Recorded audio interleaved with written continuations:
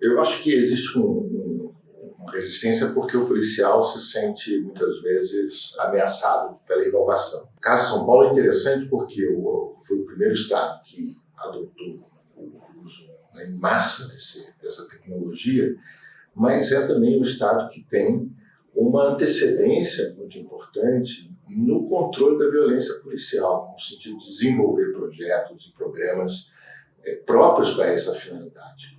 Então, eu acho que isso ajudou muito, né, quando a Câmara chegou com uma solução tecnológica, com uma inovação importante, encontrou um ambiente institucional onde a violência e os desvios de comportamento policial na ponta são objeto cotidiano de controle, né? Então, isso faz muita diferença. Eu acho que hoje alguns estados esperam que a Câmara seja assim, o passe mágico para a redução da letalidade, para aumentar a eficiência das coisas. Isso não vai acontecer se não houver, ao mesmo tempo, uma preocupação em desenhar políticas de controle, comissões para avaliar os comportamentos. Não precisa assistir as imagens, né? Gerar processos administrativos, corrigir aquilo que precisa ser corrigido. A Câmara também ajuda muito a desenvolver procedimentos operacionais, mudar o foco, muitas vezes, do treinamento. Então, todo esse esforço de gestão, ele é fundamental. Tecnologia sem gestão não produz resultado. Eu acho que a Câmara é importante, é uma tecnologia que auxilia o processo de controle, de melhoria da qualidade do trabalho policial, mas sozinha não faz diferença.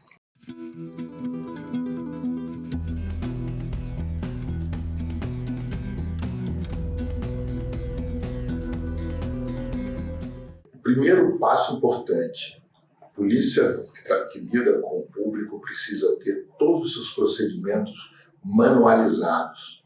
Isso não é uma realidade hoje no país.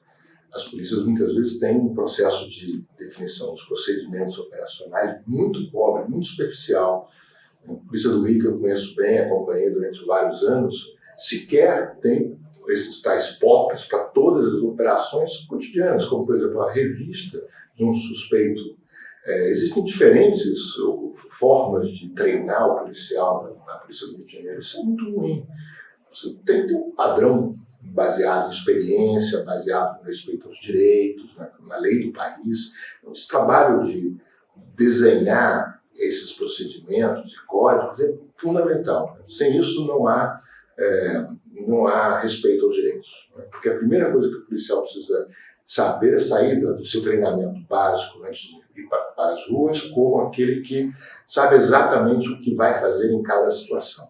Isso é muito difícil, porque a experiência vai revelando situações sempre, né, muitas vezes inéditas, muitas vezes que envolvem uma carga emocional fortíssima.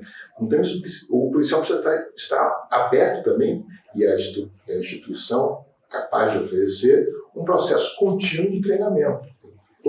A vida do policial precisa ser dedicada a treinar, a estudar, a conhecer os procedimentos, conhecer os problemas que outros colegas enfrentam e, dessa forma, melhorar o próprio problema do controle emocional, do controle do contexto criminal, que é muitas vezes complexo. O policial enfrenta situações de elevado risco e isso faz com que o policial também desenvolva uma prontidão de resposta que, se não for bem organizada, bem dirigida, bem acompanhada, gera esse tipo de desfecho que a gente assiste com frequência, que é o da violência, que é a resposta inadequada à situação. Porque o policial não sabe como reagir. Ele sabe que há um risco ali. Mesmo uma situação que pode parecer inicialmente sem grandes complexidades, ou sem risco, pode evoluir rapidamente para um confronto, para uma situação em que há um roubo, né, você tirar a arma policial e investe contra o policial. Enfim, são situações muito, muito complexas que exigem padronização, treinamento continuado e supervisão. Eu acho que é o terceiro elemento muito importante. Então, sem isso, não tem como eliminar esse problema da violação dos direitos, da violência policial que a gente observa no país. A supervisão é crítica, o oficial precisa estar na rua supervisionando aqueles que fazem o policiamento de ponta, não é? Os delegados precisam supervisionar o trabalho das delegacias de polícia. Então, sem supervisão não há possibilidade dos procedimentos serem respeitados, né? E não há possibilidade do treinamento produzir o resultado esperado. Então, esse tripé é fundamental: supervisão, treinamento e a capacidade de manualizar os procedimentos policiais, né?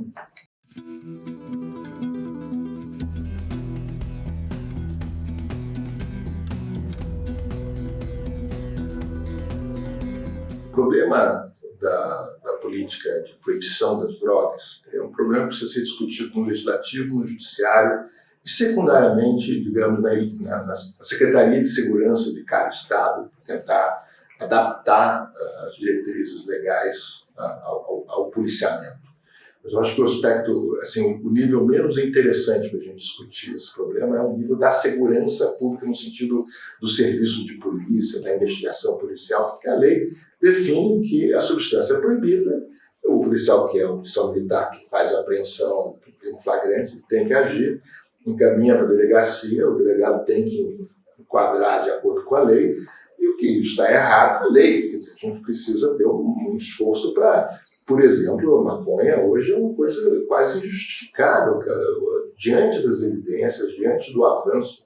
Hoje, nos Estados Unidos, que poderia ter algum impacto negativo se os Estados Unidos não gostassem de uma iniciativa local brasileira de mudar a política diante da maconha, mas os Estados Unidos estão liderando a legalização das drogas, né? Quer dizer, o principal país da região das Américas legalizando a droga mais popular, recreativa, que é a maconha, e o resultado está aí.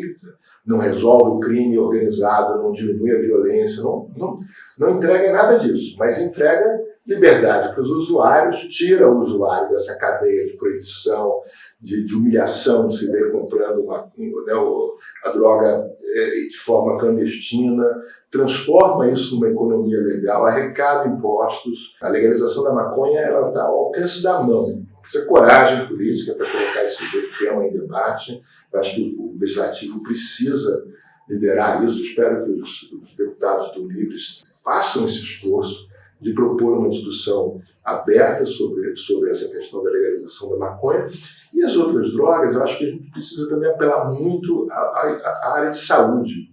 Porque a área de saúde precisa entrar nesse debate e criar direcionamentos para a segurança. Quer dizer, o direcionamento da segurança ele vem de fora, ele vem do legislativo, que pode mudar a lei, do judiciário, que com a interpretação, por exemplo, de qual é a quantidade mínima para caracterizar tráfico ou não, esse tipo de discussão, e da saúde, que pode entrar com a força que tem e direcionar as ações, por exemplo, com relação a essas áreas que existem no Brasil inteiro, dedicadas a consumo de crack. Nós estamos vivendo um problema seríssimo de saúde pública com o crack, e aí a saúde cabe à liderança. A segurança tem que ser muito a retaguarda, o braço forte, se necessário, se acionada por aqueles que entendem do assunto, da prevenção, do cuidado com a dependência.